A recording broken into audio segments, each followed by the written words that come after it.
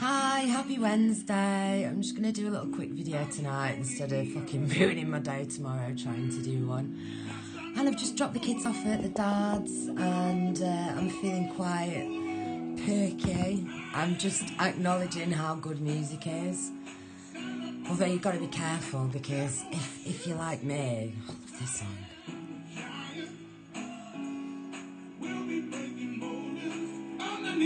Gets you pumped, this one.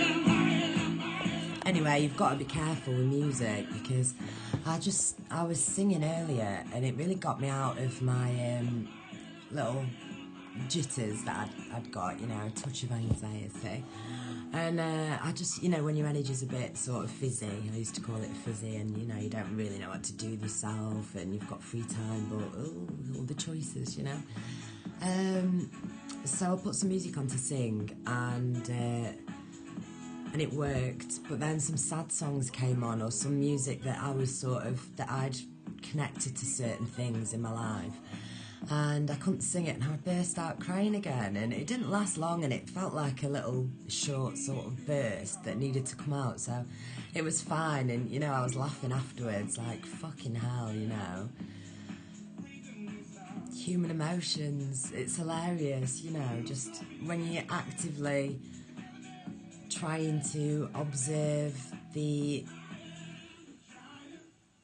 journey of energy from outside through you, and you know, it's incredible for me. I'm so fucking I find everything so interesting. Like, I was just sitting outside earlier and looking at the sky and the sun and stuff, and just the extra layers that you can see in things, and how really, if you just shut your eyes and take a big deep breath and let your body relax, you know, you can perceive things completely differently. It's crazy.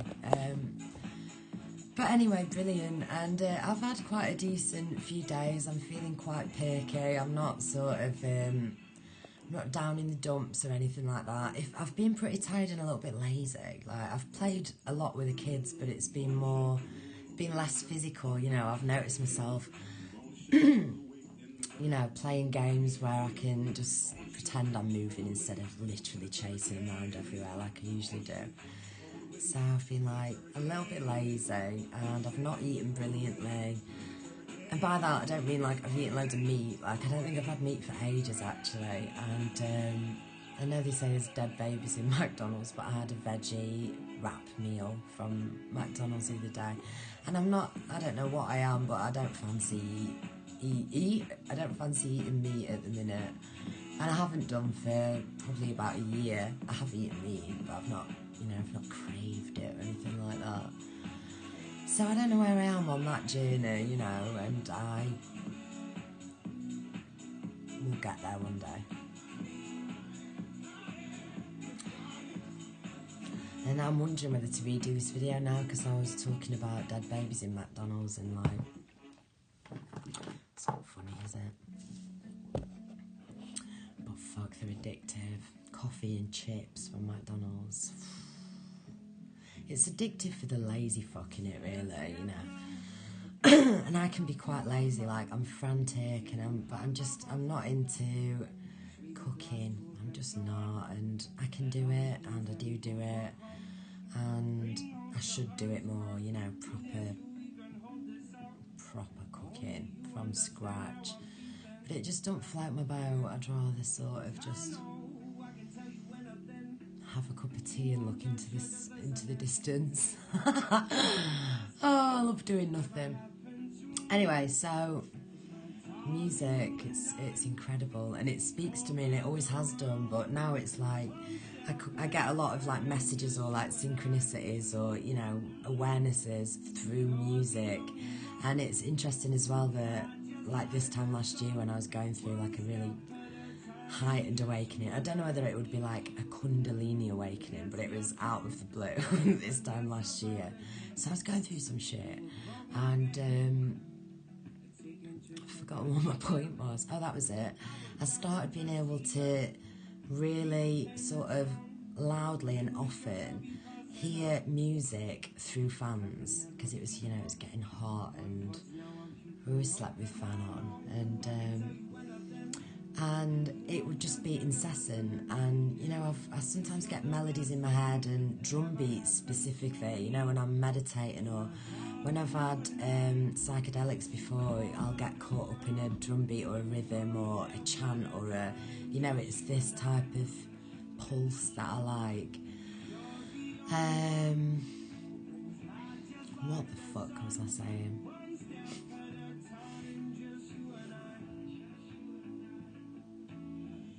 I don't know what I was saying, genuinely.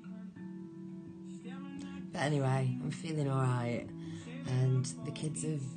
I've got one thing to do tomorrow, so it's not too bad, and I can relax and enjoy myself. Yes, I'm finding that dream states are quite active, like they're on the up, and I don't know whether that's just because I'm just thinking maybe it could be my consumption of cannabis, you know.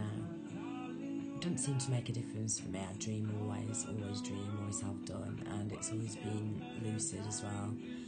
And it still is now, but it's almost like I'm learning the powers in my dreams again, if you know what I mean. Like, because I didn't practice anything in my dreams with a level of awareness that I've got now, so it's like the dreams are very weird, you know. I feel like I'm learning to walk and I'm learning to talk in my dreams again, so it makes me, you know, intrigued about what the connection is, you know, what's going on in dream state, where my consciousness is at, and, you know, what it's doing. But inevitably I feel like it is healing, you know, it's part of this whole healing thing. But anyway, I keep having these dreams sporadically where there's someone who's, you know, got something really important that I need some knowledge, you know. It's this old man as well, and I almost get to this knowledge every time, and then I wake up, or I know that I know it anyway, and or I'm telling someone else it, but then I wake up, it's like I can't hold on to it. And it's so typical of, like, you know, when you're high and you think you've solved the problems of the world and you've unlocked the keys to the universe, you know, and then it's just taken away from you straight after. So I've been aware of that. Like I said, music's been very, just, you know, a few more extra synchronicities and weird things, and I've been sort of testing it out a bit, you know how you do. And so overall I'm feeling alright, way better than I was the other day. And but I can feel the ramping up. I don't know. It's the 10th of April, it's my mum's birthday today. It's her 66th birthday, and I was winding her up earlier saying 666, and, you know, just winding her up. She was like, shut up. But yeah, no, so I got her some flowers, and she's had her haircut, and I think she's going to the pub, you know, she's happy, so that's alright, you know. It's like, my awakening journey was like, so psychedelics opened my mind and started the healing off, and that was like a 2-year self sort of reflection journey. And then I had this one night in March last year, this fucking weird shit, this forced sort of thing that I said, and then since then it's like I really had to address everything that I'd been sort of figuring out over the 2 years. So it's like I had some truths that I needed to tell my mum and dad, you know, amongst other people as well. So and I needed to be heard, you know, and so it caused a bit of little bit of drama, and things could have got a bit shaky, you know. I could have just been like, oh, fuck off, you know, and I could have kidded myself that I would have been alright with that, but, you know, since continuing this journey and just understanding that everyone's at their own state of consciousness, there's no blame anywhere. So it's it's nice. I'm glad that I'm clawing back, you know, what I could with my mum, because my mum is honest and open and vulnerable, and she's also, she acknowledges, you know, this is the thing, like, people that really piss me off are like the deniers or the cowards or the, you know, the dishonest ones, you know. It's much better to be just like honest, isn't it? Just get it all out. And to apologise when you've been a dick, you know. I'm very willing to apologise, and always have been.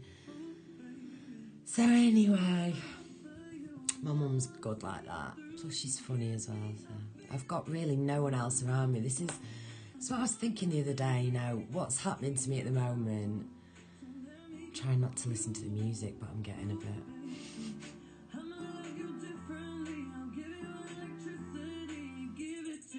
Electricity, that's what this universe is, isn't it? And everyone's arguing about the shape of the earth and all these different things, and really it's all about electricity and magnetism, and we've got no clue, have we?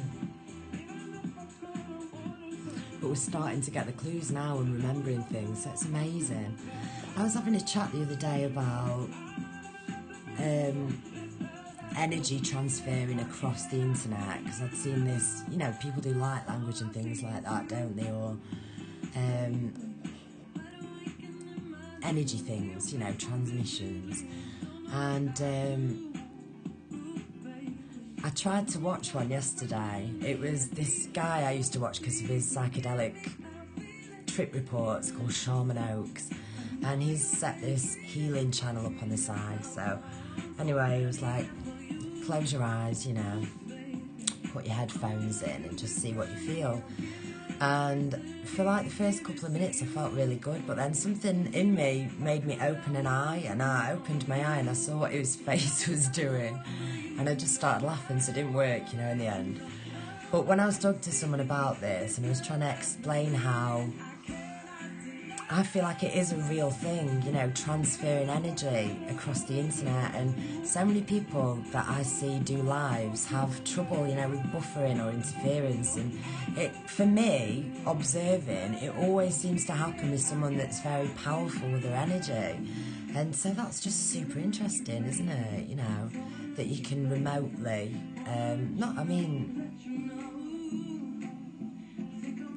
there's many other proofs of this, isn't there? You know, I was just thinking back to then, like Rupert Sheldrake's morphic resonance, and, you know, lots of other different things about how things are altered remotely, but how it actually works, you know.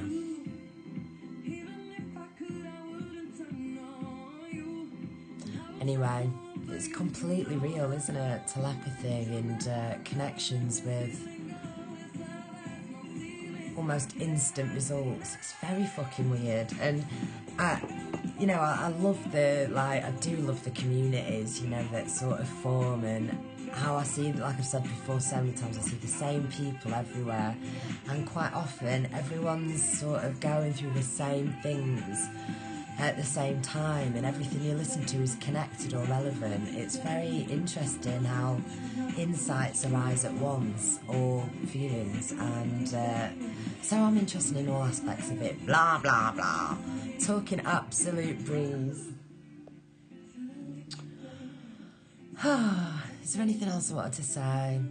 Oh yeah, my little boy won his Easter bonnet hat parade thing. Well, he came second in his class, and I think there's like 6 classes, and there were 2 winners in each, so 1 out of 12. Is that right? Yeah. Anyway, he was a fucking winner, and we you know, I helped him make his little hat, and he made a complete fucking wreck of it. Like, it was amazing. It was a brilliant creation, you know. I helped him a little bit, but not too much.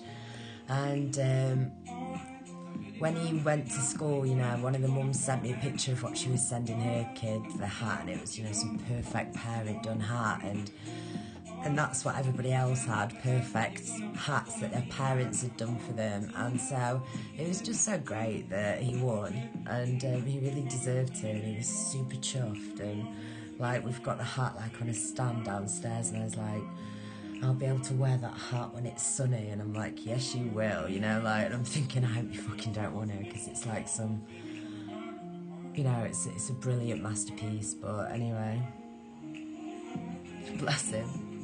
So that made me feel good. My little girl's funny as hell as well, and she's only 2.5, and you know, I'm looking forward to the future, because